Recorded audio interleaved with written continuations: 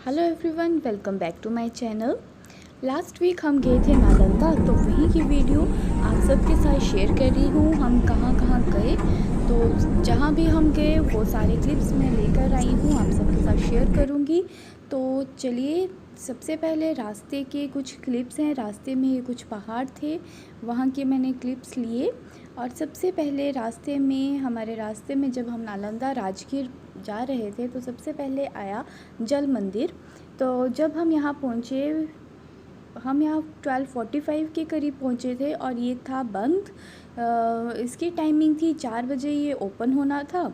तो फिर हम, गर्मी बहुत थी और बाहर से ही मैंने यहाँ के क्लिप्स लिए और फिर हम आगे नालंदा की ओर चले गए। रास्ते में हमने लंच वगैरह किया और उसके बाद हम चले गए ह्वेनसांग मेमोरियल हॉल नालंदा। तो सबसे पहले जब हम यहाँ पर गए, तो पहले हम अपनी गाड़ी से आए थे और गाड़ी वाले ने हमें बाहर उतारा और उसके बाद हमें जब यहाँ तक आना था मेमोरियल हॉल तक, तो वहाँ तक हम रिक्शा कर आए थे। तो आगे अपनी गाड़ी, अपना व्हीकल आप लेकर नहीं आ सकते। तो ये है मेन गेट जहाँ से आप एंट्रेंस करते हैं। तो एंट्रेंस पे यहाँ पे सबसे पहले एक साइड है पीस बेल, जिसके बजाने से हमें ओम की ध्वनि सुनाई देती है। और सामने है ये ह्वेनसांग की मूर्ति, जो कि भारतीय शिल्पकारों ने इसकी रचना की थी। ये पूरा एरिया जो है नव नालंदा सांस्कृतिक अभियान के नाम से जाना जाता है। तो यहाँ की मैं हिस्ट्री आप सबको बताती हूँ। नव नालंदा महाविहार के स्थापना निदेशक जगदीश कश्यप जी ने भारत चाइना के रिलेशन में इस स्मृति भवन की स्थापना का प्रस्ताव रखा था। ये मेमोरियल हॉल चीन के प्रसिद्ध भिक्षु ह्वेनसांग की स्मृति की याद में बनाया गया है। भारत के प्रथम प्रधानमंत्री पंडित जवाहरलाल नेहरू और चीन के चमिल नायक की मदद से इस भवन की स्थापना 1957 में की गई थी और 1984 में ये भवन बनकर तैयार हो गया था। 2001 में इस भवन को रेनोवेट करवाया गया और इस काम को नालंदा महाविहार को सौंपा गया था। भारत और चीन दोनों देशों के मेन इंजीनियर्स, मेन जो बहुत ही अच्छे वास्तुकार थे, उन सब ने इसे बनाने में योगदान दिया और 12 फरवरी 2007 में इस मेमोरियल हॉल को डॉक्टर रविंद्र पंत ने उद्घाटन किया था और तब से इसे आम लोगों के दर्शन के लिए खोला गया।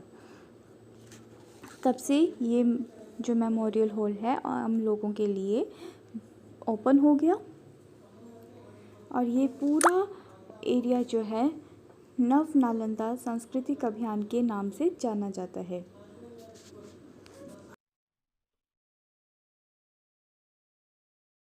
तो चलिए, अब हम अंदर की ओर चलते हैं और क्या क्या चीज़ें हैं, क्या क्या रखा है, वो सब आपको दिखाते हैं। सामने जो मूर्ति है वो ह्वेनसांग की बैठी हुई मुद्रा में मूर्ति है। यहाँ की दीवारों में जो पेंटिंग्स हैं उसमें ह्वेनसांग के पूरे जीवन के बारे में बताया गया है।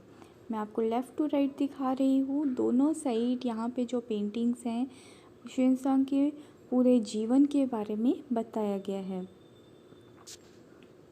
सामने ये ह्वेनसांग की पिक्चर है जो मेन है और ये सारा उनके जीवन के बारे में सारा बताया गया है। ऊपर जो छत का व्यू था वहाँ भी पेंटिंग्स की गई थी, वो सारा यहाँ पे पेंटिंग्स के थ्रू दिखाया गया है।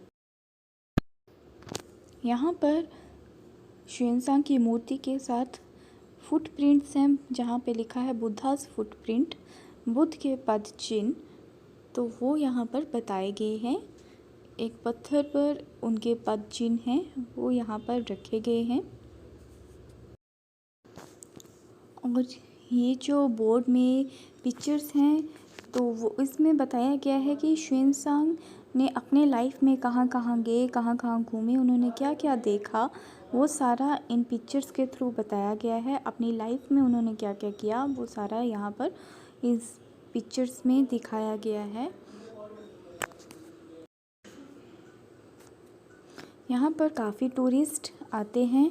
तो अभी भी जब हम गए थे तो काफ़ी टूरिस्ट आए थे और यहाँ पर कुछ पिक्चर्स हम सब ने क्लिक की।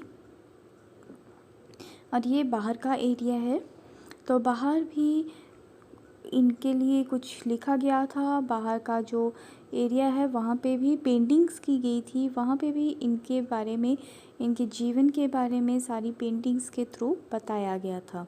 तो दोनों साइड यहाँ पे पेंटिंग्स की गई थी, वो मैं आपको दिखा रही हूँ।